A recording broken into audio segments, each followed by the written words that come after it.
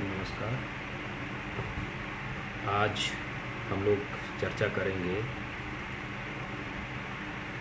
ऐतिहासिक तथ्यों से पर्यटन भूगोल का संबंध। सबसे पहले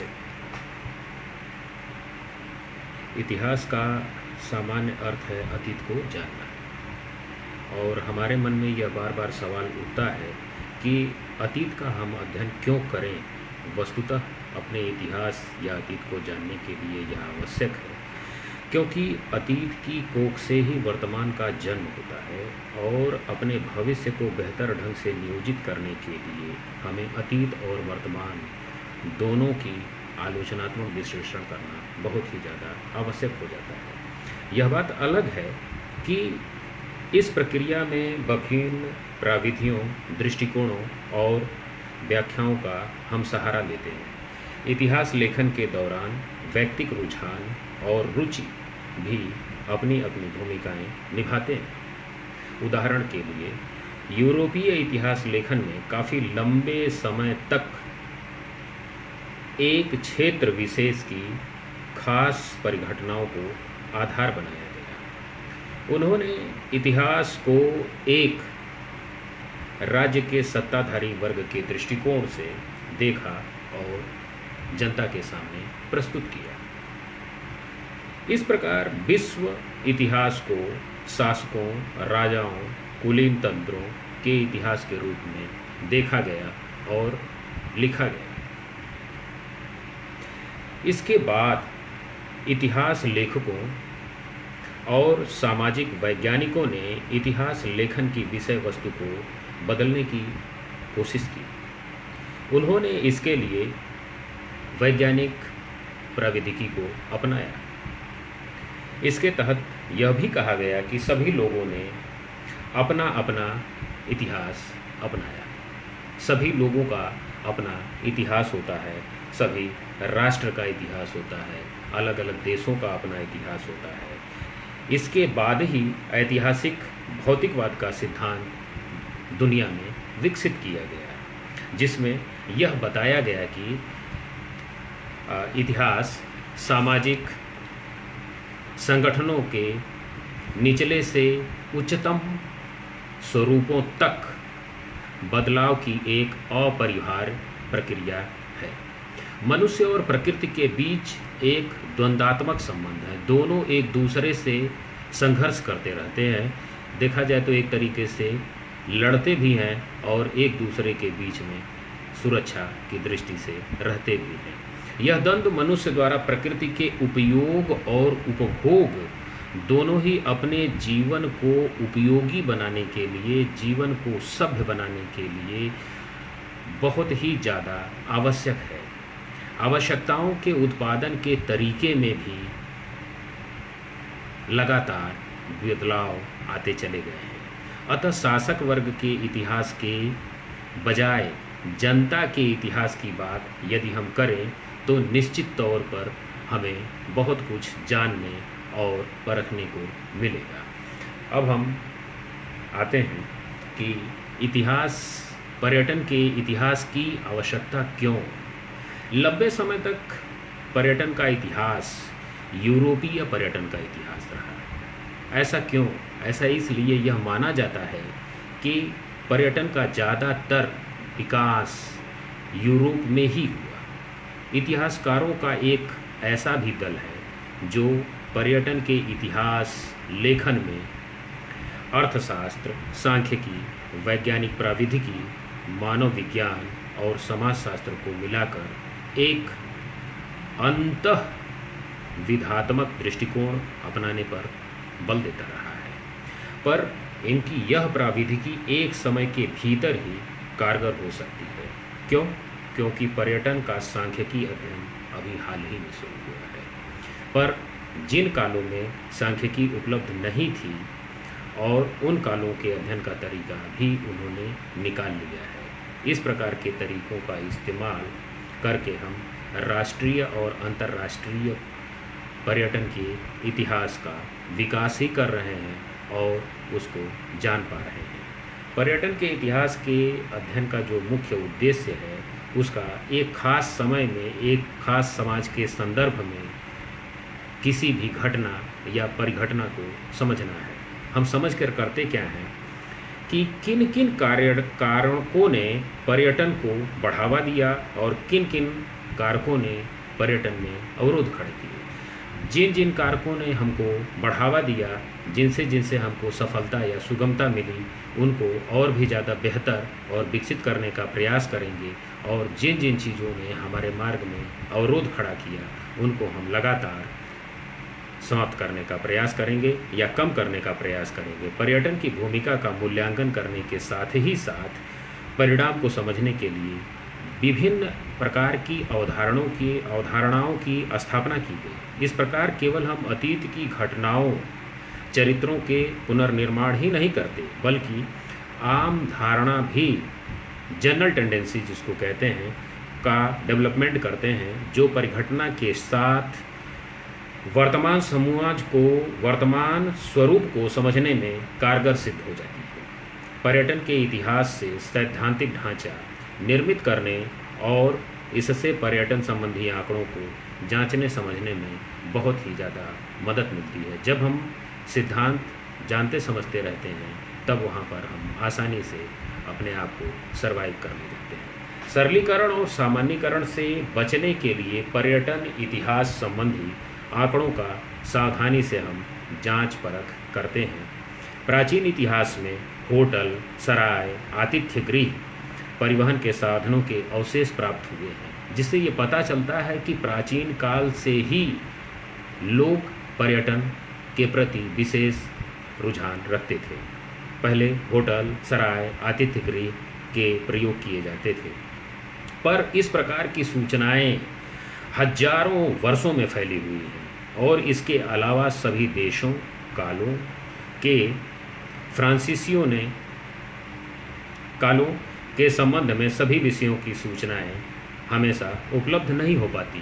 क्यों? क्योंकि खंड खंड में परिवर्तित हैं या नहीं भी मिलती हैं। उदाहरण के लिए फ्रांसीसियों ने सबसे पहले पर्यटन के इतिहास पर काम शुरू किया, पर उन्होंने केवल कुलीन तंत्रों द्वारा छुट्टी मनाने की पद्धति को ध्यान में रखकर काम किया।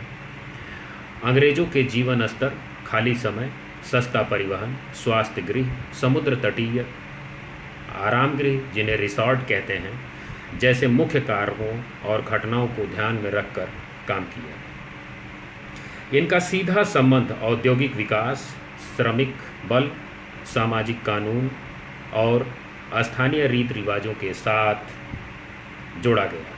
पर आज पर्यटन को हम बिल्कुल ही अलग रूप में देखते हैं। अतीत और वर्तमान के आपसी संबंधों को समझने के लिए भौतिक, आर्थिक, तकनीकी, पर्यावरणीय, सामाजिक, राजनैतिक, सांस्कृतिक कार्यों का अध्ययन ही किया जाता है और इन सब के डेवलपमेंट के लिए, भविष्य को उपयोगी बनाने के लिए किया जाता है। इतिहास के पर्यटन ने दो महत्वपूर्ण क्षेत्रों में नई शुरुआत की। एक तो ये है कि आंकड़ों का पहचान कैसे की जाएगी, दूसरा ये है कि लिखित और मौखिक इतिहास की उपयोगिता क्या है। आंकड़ों के स्रोतों में जो है सबसे मुख्य जो थे वो साहित्यिक ब्यौरे, अभिलेख, भित्तीय चित्र, कागजी दस्तावेज, पांडुलिपि, मुहरें, पुरातत्व प्रमाण, चित्रित मिट्टी के बर्तन, राजनीतिक ब्यौरे, संग्रहालय, निजी और सार्वजनिक, मौखिक इतिहास और लोक सांस्कृतिक, परंपरागत और व्यक्तिगत आदि।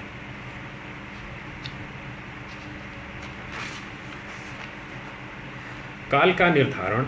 समय के साथ साथ पर्यटन से जुड़े वर्गों में भी परिवर्तन आता गया है। पर्यटन का जनतंत्रीयकरण हुआ और इसके साथ ही साथ सुविधाओं में एक समानता तो नहीं आई, परंतु एक मानक अवश्य स्थापित हो गया। आराम पसंद वर्ग उदय की अवधारणा का उपयोग करते हुए हमें पर्यटन को भ्रमण के रूप में अलग करना होगा और इसको हम निम्न भागों में विभाजित करते हैं। प्राचीन काल में, साम्राज्य काल में, तीर्थ यात्रा के काल में, महान यात्रियों के दौर में संक्रमण काल में और आधुनिक युग में।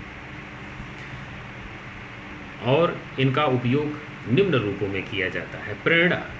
प्रेरणा अनुभव में बदलाव आता रहा है। कई बार तो ऐसा लगता है कि हमें जिंदा रहने के लिए यात्रा करनी पड़ती है, पर आज स्थिति बिल्कुल विपरीत है। आज जीवन स्तर में सुधार करने के लिए यात्रा करनी पड़ती है। क्यों? क्योंकि आज क्या जो जीवन है वो बिल्कुल टेक्निकल हो गया है और हम प्रदूषण से युक्त जीवन जी रहे हैं, जिससे यदि हम पर्यटन पर पर्यावरण के करीब नहीं जाएंगे तो निश्चित तौर पर आज भी हमारे लिए जिंदा रहना बड़ा मुश्किल हो गया है। पहले दूसरी कंडीशन थी, आज दूसरी। उत्सुकता, जानी पहचानी और अनजानी जगह पर जाना। जब हम जानी पहचानी जगह पर रहते रहते एक जगह से ऊब भी जाते हैं, तब हम अनजानी जगह पर जाने के लिए, जो हम देखे रहते हैं, सुने रहते हैं, वहाँ पर जाने के लिए, देखने के लिए स्पृश्य और अस्पृश्य दोनों ही चीज़ों का प्रयोग करने के लिए हमारे मन में उत्सुकता रहती है और हम वहाँ पर पहुँचने का पूरा भविष्य का प्रयास करते हैं। भविष्य दुनिया में जानने के लिए कि क्या क्या था और आपने या हमने क्या क्या अनुभव किया। जब हम पर्यटन पर जाते हैं तब हम ये देखते हैं कि हमने क्या क्या वहाँ पाया, क्या क्या देखा, भविष्य में क्या था। छुट्टी के दो स्रोत हैं, धार्मिक और धर्मनिरपेक्ष। यूरोप में काम करने के दिनों में एक दिन पूजा के लिए नियत होता था, इसलिए इस दिन हॉलिडे, पवित्र दिन कहा गया। समय के साथ साथ धार्मिक उत्सवों में छुट्टी मनाने का रिवाज सा हो गया। इन दिनों कोई काम नहीं किया जाता था और सभी लोग मौज मस्ती आराम करते थे, जैसे अपने यहाँ संडे एक दिन मिलता है। धार्मिक परंपरा राजशाही व्यवस्था का एक हिस्सा है। इस राजशाही की शान में सार्वजनिक अवकाश रखा जाता है। इन दिनों कोई काम नहीं किया जाता है। लोग अच्छे से अच्छा कपड़ा पहनते हैं, अच्छे से अच्छा भोजन करते हैं और अच्छे से अच्छे उत्सवों में हिस्सा लेते हैं। इस अवसर पर सार्वजनिक रूप से खेल और कूद का आयोजन किया जाता है, जिससे लोगों का मनोरंजन हो सके। समय के साथ साथ धार्मिक और धर्मनिरपेक्ष परंपराएं एक दूसरे से मिल गईं। छुट्टी सभी समाजों का एक अंग बन गया। परिवहन के साधनों के ताने बाने और मार्ग, सवारियां, यात्रा लागत, दस्तावेजीकरण और सुरक्षित यात्रा, सड़कों के किनारे उपलब्ध सुविधाएं और यात्रियों की सहूलियत की दृष्टि से यह अत्यंत संगठित और सुव्यवस्थित किए जाने लगे, जिनका प्रभाव पर्यटन पर केवल लोगों की जीवन शैली ही नहीं बल्कि उनके प्रभाव से उपभोग और उत्पादन के साथ साथ वैभव में भी परिवर्तन आया। अब हम चर्चा करेंगे कि प्राचीन काल में क्या स्थिति रही। तो अभिलेखों, मोहरों और गुफा अथवा भित्ति चित्रीकरण से प्राचीन काल के यात्राओं के हमको प्रमाण मिलते हैं। जब हम किसी गुफा में जाते हैं, किसी भित्र चित्र का अध्ययन करते हैं या अभिलेखों और मुद्राओं को देखते हैं तो ये पता लगता है कि लोग पहले यात्रा करते थे और इन सारी चीज़ों में रुचि रखते थे। यद्यपि कि उस जमाने में यात्रा करना बड़ा कठिन और ख़तरनाक भी था। जो एक बार घर से बाहर निकल जाता था उसके सुरक्षित वापस आने की संभावना बड़ी ही कम रहती है। ऐसा इसलिए था क्योंकि पहले संसाधनों का उतना ज़्यादा विकास नहीं था। पहले जंगल बहुत ज़्यादा थे, जंगली जानवर बहुत ज़्यादा थे, जानकारियाँ बहुत कम थीं। इसलिए पर्यटन करना जो है अपने आप में एक चैलेंजिंग जॉब था। यात्राएं ज़मीन के रास्ते भी होती थीं और समुद्र के रास्ते या तो नदियों के रास्ते। तो यह हम कह सकते हैं सीधे सीधे कि जल और थल दो माध्यमों से यात्राएं की जाती थीं और यात्राएं बहुत ही धीमी गति से होती थीं। क्यों? क्योंकि रास्ते जो है विकसित नहीं थे। मार्ग के आसपास सुविधाओं का अभाव के कारण लागत भी बहुत ज़्यादा आती थी। मनुष्य अभी प्रकृति के वश में था, प्रकृति पर विजय प्राप्त नहीं किया था। क्यों? क्योंकि टेक्नोलॉजी का बहुत ही ज़्यादा डेवलपमेंट नहीं हो पाया था।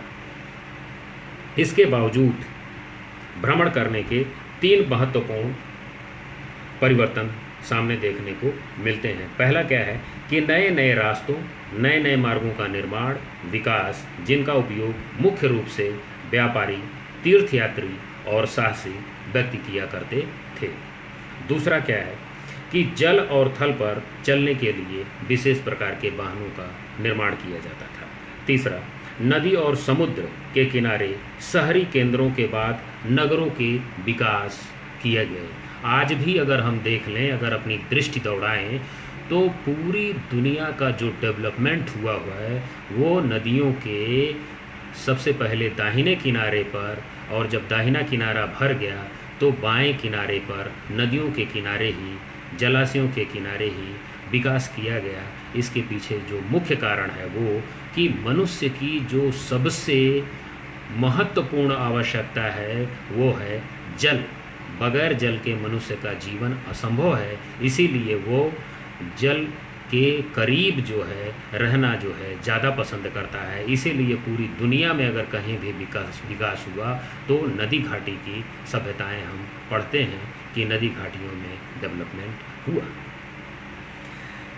तो नगरों का विकास होने पर राजनैतिक और आर्थिक संपर्क भी स्थापित हुए और पत्रवाहकों और भारवाहकों का कारवां भी भूमिका बढ़ती चली गई। जैसे जैसे भ्रमण व्यवस्थित होने लगा, पर्यटन व्यवस्थित होने लगा, इसकी एक पद्धति सी बन गई, वैसे वैसे रास्तों के किनारे सराय, भोजनालय बनने लगे। एक तरीके से कहा जाए तो धीरे धीरे बाजार विकसित होने लगा। क्यों? क्योंकि मनुष्य के जीवन में बाजार का बहुत ही ज़्यादा महत्व है। यदि मनुष्य के जीवन से बाजार को निकाल दिया जाए तो हम ये देखते हैं कि मनुष्य बगैर बाजार के उसका जीवन बड़ा अधूरा सा हो जाएगा। इसी तरीके से जैसे जैसे डेवलपमेंट हुआ वैसे वैसे उसके पास बाजार पहुंचने लगे। जल्द ही ये ठहराव स्थल, बाजार, शहर एक वाणिज्य केंद्र के रूप में डेवलप होने लगे, जिसके कारण दुनिया के कोने कोने में भ्रमण क्षेत्र की संभावनाएं बढ़ गई। दुनिया के विभिन्न भागों में लोग एक स्थान से दूसरे स्थान पर संपर्क स्थापित करने लगे और उपभोग और भ्रमण की प्रवृत्ति में बदलाव आने लगा। परिणामतः इनमें विशेषज्ञता भी आने लगी। विशेषज्ञता आने लगी का मतलब ये है कि बाजार जब विकसित आने लगे तो उनके प्रोडक्ट में फिनिशिंग आने लगी, लोगों के पहनावे में, चलावे में, बातचीत में, सारी चीज़ों में धीरे धीरे बदलाव आने लगा। मसलन सामान ढोने के लिए गाड़ियाँ, यात्रियों के लिए सवारियों के लिए रथ, ये सारी चीज़ें लगातार इम्प्रूवमेंट की तरफ बढ़ती चली गई। और ये किस लिए? ये केवल और केवल इसलिए कि मनुष्य को लगातार सुविधाएं उपलब्ध होती रहें और जिसकी वजह से उसका जीवन सरल और सुगम हो जाए। वाहनों के विशेषीकरण के साथ साथ सड़कों और मार्गों में भी लगातार सुधार हुआ। मार्गों के समतल बनाया गया, जगह जगह मील के पत्थर और छायादार पेड़ लगाए गए। आज हम देखते हैं उसी का परिणाम है कि प्राचीन काल से जो परंपरा चली आ रही है वो आज भी विकसित है, उसको समाप्त नहीं किया गया है। जब भी हम सड़कों पे जाते हैं तो देखते हैं सड़क के दोनों किनारों पर जो है वृक्षारोपण किया गया है, जिसके पीछे 2 कारण, एक तो मनुष्य को छाया मिलेगी, दूसरा यह है कि सामाजिक मानकीकरण हो जाएगा, तीसरा ये है कि हमें शुद्ध ऑक्सीजन भी प्राप्त होगा। अच्छे रास्ते के निर्माण से दूर दराज के देशों से जो लोग देशों की समृद्धि और वैभव की जानकारी भी मिलती थी।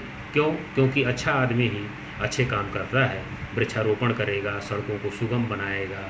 इससे जब हम कहीं जाते हैं, किसी देश, किसी राज्य, तो जब हम वहाँ की सड़कें, वहाँ के जलाशय, वहाँ के वृक्ष, वहाँ के लोगों के बिहेवियर को देखते हैं तो ये हम जान जाते हैं, देख कर ही जान जाते हैं कि यहाँ के लोग निश्चित तौर पर समृद्ध हैं और यहाँ के लोग जो है बहुत ही सुलझे हुए हैं, क्योंकि प्रकृति से प्यार करने वाले हैं। यदि प्रकृति से प्यार करने वाले नहीं रहेंगे तो जंगल को पौधों को, जलाशयों को नष्ट करके उद्योग के रूप में खड़ा कर देंगे और सिर्फ नगरीकरण और औद्योगिकरण का जंगल खड़ा करेंगे, जो मानव के लिए लगातार हानिकारक सिद्ध होता है।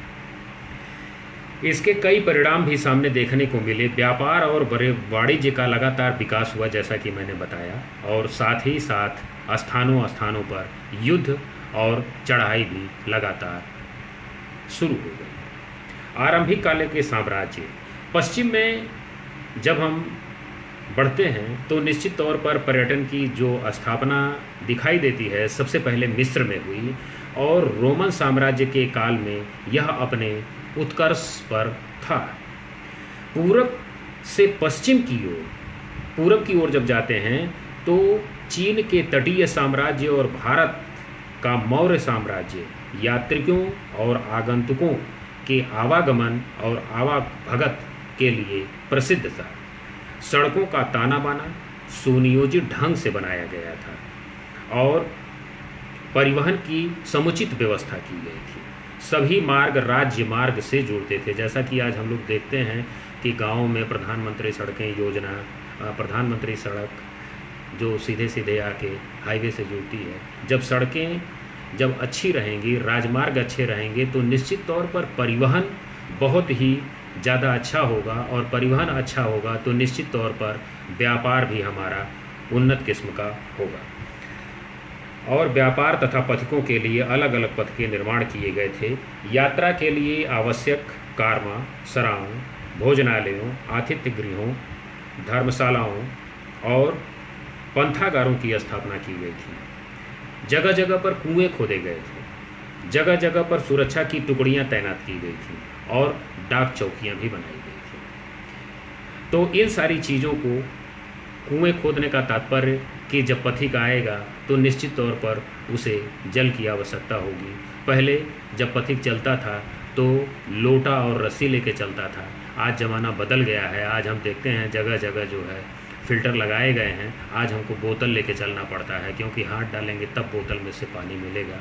आज लोटे की ज़रूरत नहीं, आज प्लास्टिक के बोतल की, वही लोटे ने प्लास्टिक के बोतल के स्वरूप में परिवर्तन ले लिया है। लेकिन आज जगह जगह जो है फ़िल्टर लगाए गए हैं। समय के साथ साथ भ्रमण और पर्यटन में भी अंतर होने लगा। हालांकि सड़कों के किनारे प्रदान की गई सुविधाएं पहले अच्छी नहीं थीं,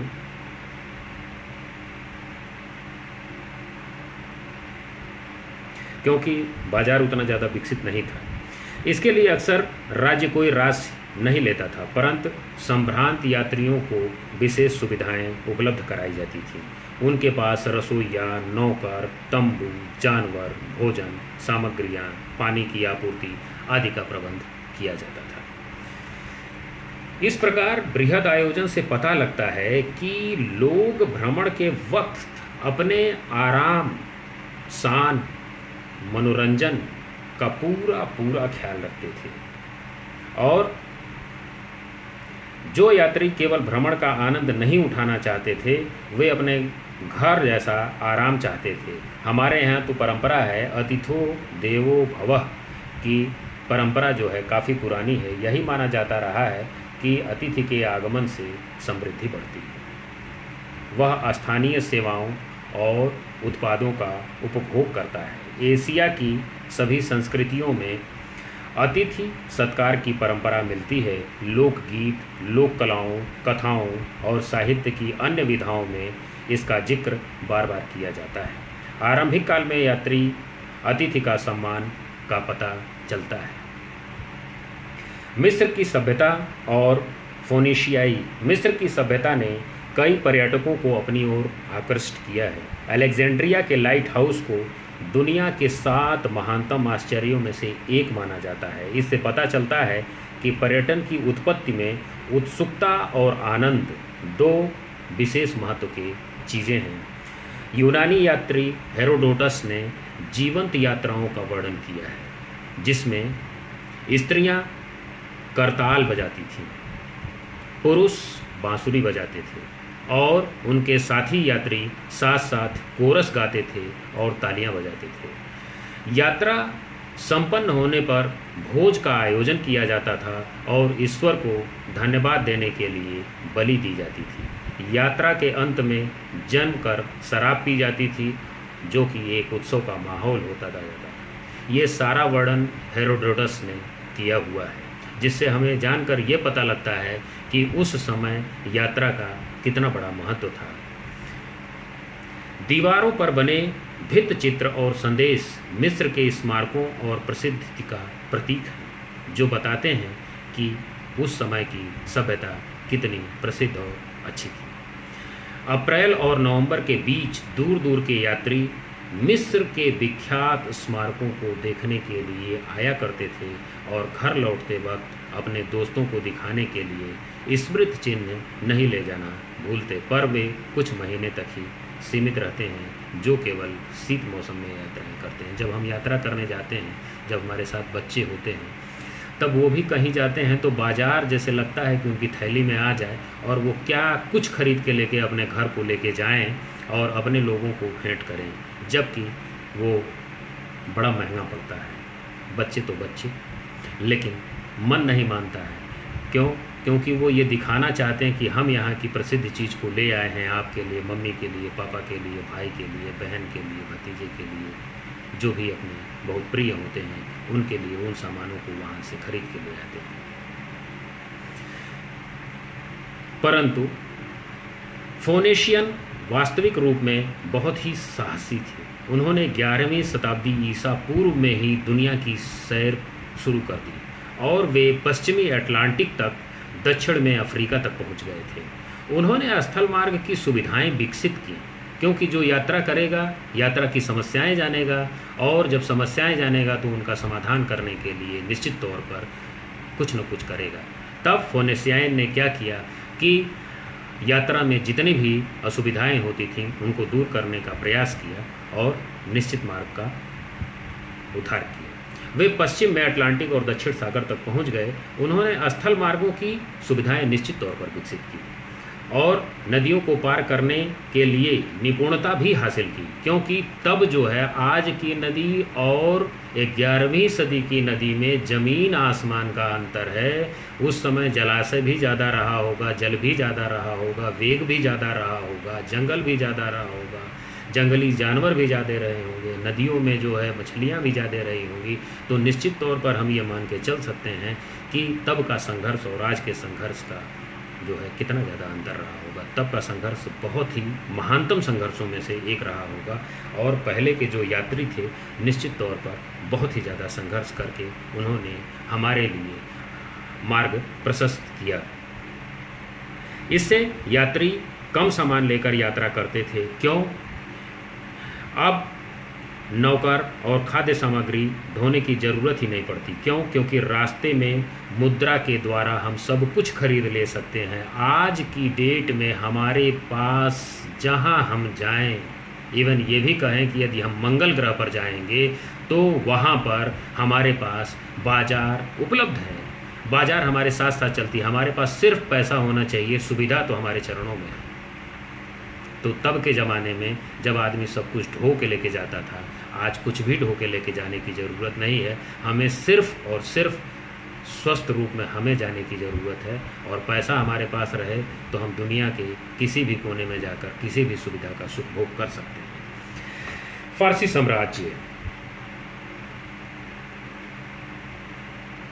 अपने विस्तृत साम्राज्य को संभालने के लिए फारसी शासकों ने यात्रा संबंधी अधोसंरचना विकसित की। उन्होंने सड़कें बनाई और 4 चक्कों वाले ऊपर से ढके हुए वाहन भी तैयार किए। व्यापारी और अन्य यात्री भूमध्य सागरों में यात्राएं करने लगे और पर्यटन एक प्रकार से स्थापित हो गया।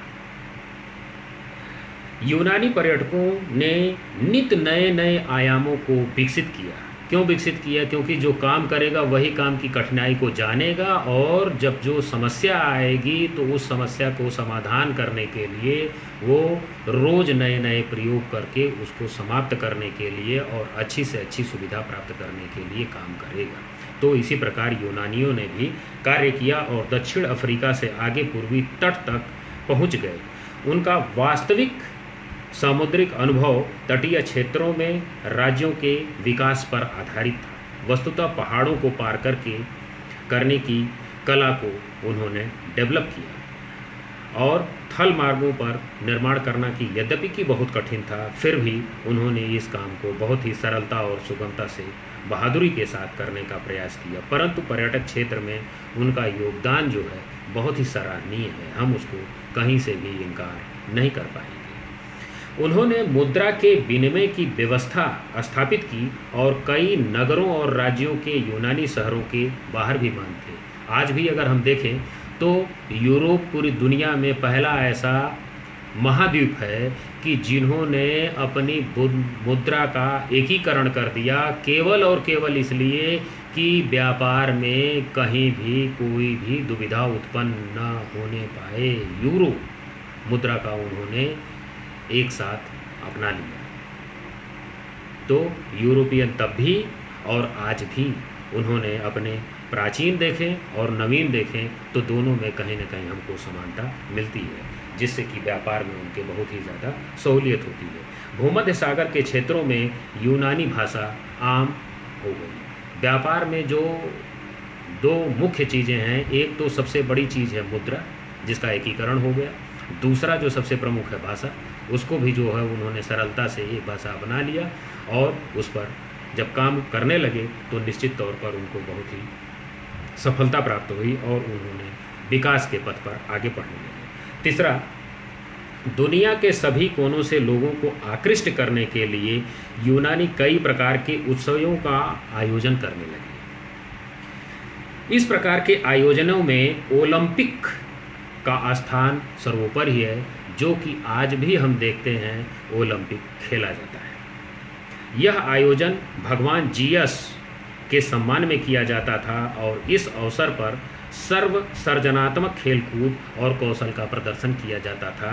ये 11वीं सदी में और आज भी हम देखते हैं तो निश्चित तौर पर पाते हैं कि ओलंपिक, चाहे फुटबॉल का ओलंपिक हो, चाहे हॉकी का ओलंपिक हो, चाहे जो है बर्फ पे खेले जाने वाले ओलंपिक हो, सारे ओलंपियाड खेले जाते हैं और दुनिया में नित नए नए खेलों के प्रदर्शन और अपने कला कौशल का प्रदर्शन किया जाता है। यूनानी थिएटर और नाट्य कला का भी विश्व भर में नाम था और दूर दूर से लोग ग्रीक कॉमेडी और ट्रेजेडी नाटक, सुखांत और दुखांत नाटक देखने आते थे और उस समय की सोच और दर्शन का भी पता चलता था। जब हम किसी भी दुनिया, समाज या सभ्यता की कला और संस्कृति रंगमंच के माध्यम से देखेंगे तो वो अपनी कला और संस्कृतियों का जो प्रदर्शन करेंगे तो निश्चित तौर पर वो अपने अच्छी से अच्छी सभ्यता का प्रदर्शन करेंगे। जैसे हमारे यहाँ रामायण का प्रदर्शन किया जाता है, रामायण का हम मंचन करते हैं तो देखते हैं। यूनान के विद्वानों, चिकित्सकों, वैज्ञानिकों के विचार विमर्श, दूर दूर के विद्वान और यूनानी लोग आया करते थे, विचार विमर्श करते थे और उनके सलाह लेकर जाया करते थे। नगर राज्य आगंतुकों के आकर्षण का प्रमुख केंद्र रहता था। एथेंस आज भी कहीं ज़्यादा विश्व प्रसिद्ध स्थल था। यहाँ भोजन, आवास और नृत्य, जुआ, मनोरंजन आदि पूरी व्यवस्था थी। मतलब मनुष्य के से संबंधित जितनी भी चीज़ें थीं वो बहुत ही अच्छी थी। उस समय यूनानियों ने किराए पर प्रोक्सेरस लेने की प्रथा चलाई थी, जो एक प्रकार का देसी गाइड होता था। हम कहीं भी जाते हैं, पर्यटन करने जाते हैं तो गाइड जब हम ले लेते हैं तो हमको बहुत ही ज़्यादा सुविधा होती है। पहली बात तो ये है कि वो ट्रांसलेटर का काम कर देता है, भाषा परिवर्तन का काम कर देता है। हमको जो चीज़ें नहीं समझ में आती हैं वो चीज़ बहुत ही बखूबी अच्छी तरीके से बताता है और उस दिखाने से हम वहाँ के इतिहास का मौखिक जानकारी हमको सारी जो है अपने गाइड के माध्यम से या प्रोसेस के माध्यम से मिल जाती है, जो पर्यटक बताता है कि कहाँ जाना है, किस प्रकार जाना है, किस प्रकार से सुरक्षित भ्रमण कराना है। कई बार हमें धोखा भी हो जाता है, लेकिन उस धोखे को भी हम संतोषपूर्वक ग्रहण कर लेते हैं क्योंकि वो हमारा गाइड है, हमको सब कुछ वही गाइड कर रहा होता है। रोमन साम्राज्य, रोमवासियों में यूनानियों के सलीके और जीवन शैली के प्रति अगाध आस्था थी। उन्होंने संगठन की अपनी अपूर्व क्षमता के बल पर ग्रीक वासियों द्वारा विकसित अधिकांश पद्धतियों को परिष्कृत किया। जब हमारे पूर्वज जो कार्य किए रहते हैं और जब हम उस कार्य को करने की शुरुआत करते हैं तो निश्चित तौर पर उसमें हम परिमार्जन या रिफाइंड करते चले जाते हैं, और जब रिफाइंड करते हैं किसी चीज़ को तो निश्चित तौर पर उसके परिणाम बहुत अच्छे आते हैं। तो रोमन ने भी यूनानियों द्वारा किए गए कार्य को लगातार जो है उसको परिष्कृत किया, और उन्होंने संगठन की अपनी अपूर्व क्षमता के बल पर ग्रीक वासियों द्वारा विकसित अधिकांश पद्धतियों को परिष्कृत कर डाला, जिसका परिणाम हुआ कि पश्चिम के अधिकांश क्षेत्रों पर उनका राजनीतिक और सांस्कृतिक नियंत्रण हो गया। काफ़ी लंबे समय तक रोम की सेना कई देशों में लोगों के ऊपर राज्य करती रही। क्यों राज्य करती रही? क्योंकि लगातार उन्होंने अपने टेक्नोलॉजी में इम्प्रूवमेंट कर डाला और वहाँ शांति और समृद्धि स्थापित कर डाला। परिणाम स्वरूप न केवल रोमन संभ्रांत वर्ग बल्कि मध्यम वर्गीय वर्ग भी समुद्र तटों के किनारे पहाड़ों पर विला और आराम गृह बनाने लगा। वहाँ दास अर्थव्यवस्था प्रचलित थी और दुनिया के सभी हिस्सों में कलात्मक वस्तुएं भी मौजूद थी। इस काल के निम्नलिखित कारणों से पर्यटन का जो विकास हुआ उसमें पूरे साम्राज्य में रोमन के सिक्के सरकारी मुद्रा के रूप में स्वीकृत थे। ये जो मुद्रा है ये पहली शर्त है, जब तक हम मुद्रा का एकीकरण नहीं करेंगे तब तक हम पर्यटन नहीं कर पाएंगे। मुद्रा हमारे लिए एकीकृत होना बहुत ही ज़्यादा जरूरी है।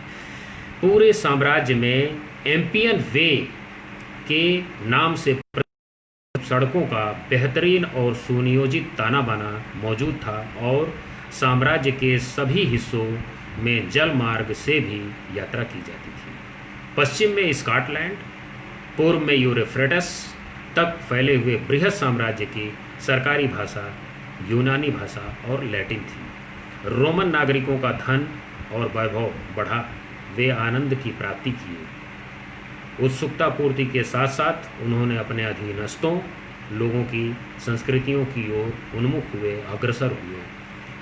ऊब और थकान को मिटाने के लिए खेल का विकास किया गया। खेल कूद और तलवारबाजी की प्रतिष्ठात्मक प्रतियोगिताएं कराई गईं, जिससे लोगों को मनोरंजन हो, लोग जो है लगातार अपने कला और कौशल का विकास करें। पर्यटक यूनानी मंदिरों, समाधि स्थलों, कलात्मक वस्तुओं को देखने जाते थे और इस दर्शन यात्राओं से घूमने फिरने और नित नए नए आयामों को विकास की ओर ले जाते थे। मिस्र और एशिया माइनर, आधुनिक तुर्की जो है, अपनी इमारतों के लिए विश्व प्रसिद्ध थे और ये लोकप्रिय पर्यटन स्थल भी थे। विद्वानों ने दुनिया के 7 आश्चर्यों की सूची बना डाली और रोमन यात्री इनकी तरफ बहुत ही ज़्यादा आकर्षित हुए। साहित्य में वर्णित मनोरम प्राकृतिक स्थलों में और शिक्षित पर्यटक भी इसकी ओर आकर्षित हुए। आज आप लोगों ने ध्यान से सुना, इसके लिए बहुत बहुत धन्यवाद। सबको